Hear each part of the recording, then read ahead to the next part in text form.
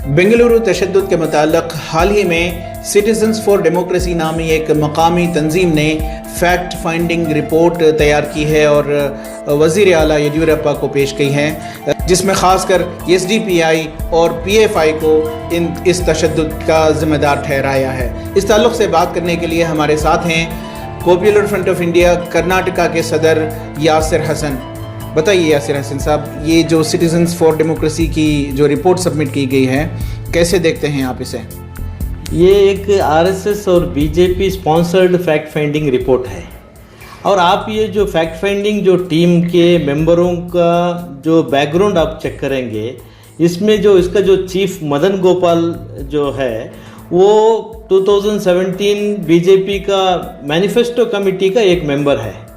और उसके अलावा आप डॉक्टर R राजू को लीजिए, वो लास्ट असेंबली इलेक्शन के वक्त में ये चामराजनगर का एक एस्पिरेंट थे, BJP कैंडिडेट का एक एस्पिरेंट थे। और उसके अलावा जो आप देखेंगे ये एक लेडी है, उसमें क्षमा नरगुंद, वो RSS का जो विमेंस विंग है दुर्गा वाहिनी, उसका मेंबर है।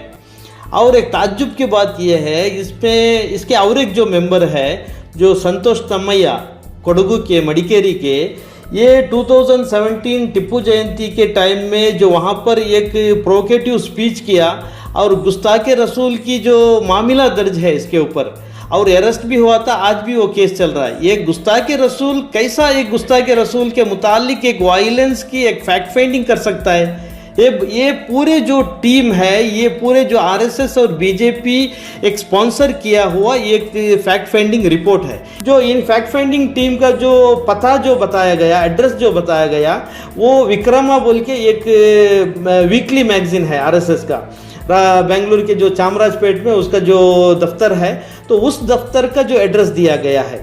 इनका मकसद ये है, ये लोग एक नैरेटिव सेट करना चाहते हैं, एक देश के खिलाफ मुसलमानों ने किए हुए एक वायलेंस है, तो इस तरह एक मुस्लिम कम्युनिटी और मुस्लिम ऑर्गेनाइजेशन को एक निशाना बनाकर हुकूमत के जो फेल्यूर है उसको छुपाना चाहते हैं। इसके अलावा इसका कोई और मकसद नहीं है। CFD की ये जो रिपोर्ट सबमिट की गई है वज़ीर आला येदियुरप्पा को, इसमें इस DJ हल्ली तशद्दुद को एंटी स्टेट बताया गया है और ये भी कहा गया है कि ये मुल्क की इकोनॉमी को बर्बाद करने के लिए ये किया गया था। नहीं, ये मुल्क का इकोनॉमी को बर्बाद करने वाले कौन है बोल के पूरा दुनिया को मालूम है। हर हिंदुस्तानी आज चर्चा कर रहा है हिंदुस्तान के जो लोगों का हालात क्या है, लेकिन आज इतना बड़ा एक मजाक ये है, ये लोग फैक्ट फाइंडिंग करके ये बताना चाहते हैं जो बेंगलुरु का एक छोटी सी एक गली में जो वायलेंस हुआ, ये जो वायलेंस के ज़रिए से पूरा इंडिया का इकोनॉमी को बर्बाद करना चाहते हैं। इससे एक मजाक के अलावा और क्या है? ये अब ये फैक्ट फाइंडिंग में जो SDPI और PFI का नाम आया है इल्ज़ाम के तौर पर, SDPI और PFI ही क्यों? आज अब मुस्लिम कम्युनिटी के अंदर जो मुसलमानों की मसाइल के ताल्लुक से और मुसलमानों के ऊपर जो जुल्म सितम जो हो रहा है BJP और RSS के तरफ से, इसके ख़िलाफ़ पुरज़ोर आवाज़ उठाने वाले और उसके ख़िलाफ़ जो लड़ने वाली एक ताकतवर तंजीम है पूरे हिंदुस्तान के अंदर आज आप देख रहे हैं। तो इसी वजह से जो मुसलमानों की आवाज़ को दबाने की ये जो मकसद है, इसी वजह से आज पॉपुलर फ्रंट और SDPI निशाने पे है।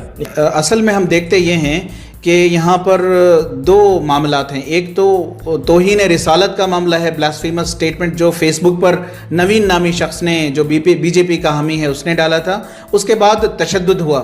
लेकिन ये सिटीजन्स फॉर डेमोक्रेसी की मकामी तंजीम की जो फैक्ट फाइंडिंग रिपोर्ट है, इसमें इसका कोई ख़ास जिक्र नहीं है। नहीं, यही ताज्जुब की बात है। ये जो वायलेंस हुआ वहाँ पर, तो इसके रीज़न क्या था, कहाँ से ये शुरू हुआ? तो अचानक तो एक मॉब आकर पुलिस स्टेशन को अटैक किया, ऐसा तो नहीं है। तो वहाँ पर एक नवीन नाम का एक जो लड़का जो उसने फेसबुक पोस्ट किया है हुजूर सल्लल्लाहु अलैहि वसल्लम के शान में गुस्ताखी की, तो वहाँ से लोग जज्बात में आकर उसके बाद में ये सब मामला जो हुआ है, लेकिन एक फैक्ट फाइंडिंग पूरा फैक्ट होना चाहिए। अभी तक जो इंसिडेंट होकर 1 महीना होते आया, लेकिन नवीन के पीछे की जो साजिश का पर्दाफाश अभी भी नहीं हुआ है।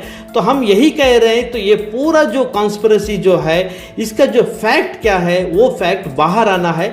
लेकिन ये जो सिटीजन फॉर डेमोक्रेसी जो आरएसएस स्पॉन्सर्ड जो फैक्ट फाइंडिंग जो रिपोर्ट आया, ये सच्चाई का पर्दाफाश करने के लिए ये फैक्ट फाइंडिंग नहीं किया गया, बल्कि सच्चाई को छुपाने के लिए, दफन करने के लिए ये जो फैक्ट फाइंडिंग किया गया है। सर ये बताएं कि अब एसडीपीआई और पीएफआई का, चूंकि आप पीएफआई से ताल्लुक़ रखते हैं, पॉपुलर फ्रंट का क्या अगला इक़दाम होगा इस मामले में, जबकि इस तरह की रिपोर्ट सामने आई है?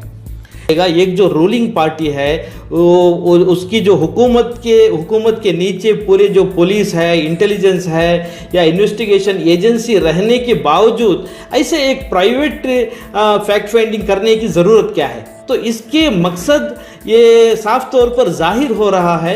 ये जो इन्वेस्टिगेशन जो चल रहा है यहाँ पर जो पुलिस की, उनके ऊपर दबाव बनाए और एक ऐसा एक माहौल बनाए, एक नैरेटिव सेट करे।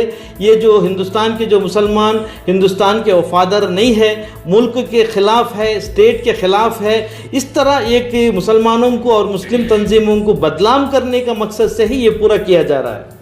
तो इसीलिए हम जो ये कहते हैं, ये जो झूठ का फैक्ट फाइंडिंग है और सच्चाई का दफन करने की एक रिपोर्ट है, तो इसको कोई भी जो कर्नाटक के अवाम इसको एक्सेप्ट नहीं करेगी।